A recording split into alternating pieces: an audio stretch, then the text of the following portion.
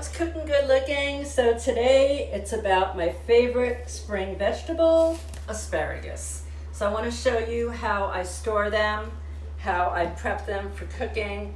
So when I bring the asparagus home, I immediately transfer it to a container with just like an inch and a half of water, put it in the refrigerator, and then I lightly cover the tips with plastic wrap because the air in the refrigerator, I don't want it shriveling and drying up the tips.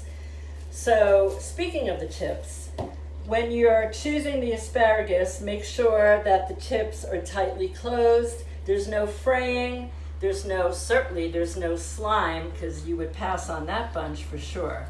Now I've already cut the bottom 2 inches and saved the rubber bands. Without asparagus, we would never have rubber bands.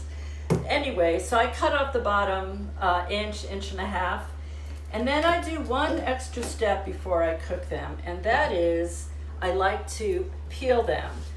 And the reason is twofold. 1, it looks pretty. 2, it's easier to chew through. So I'm going to show you, this is a Y peeler.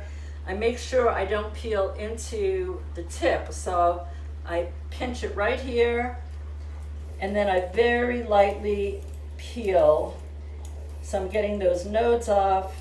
And when I serve them in classes for different dishes, everyone comments how much better it is when they're peeled.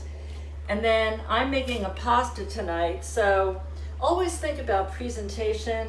So instead of cutting just regular, straight cuts like this, I'm going to hold my knife on the bias and just make diagonal cuts, always leaving the tip intact. All right, that's it for asparagus. Happy cooking, everybody.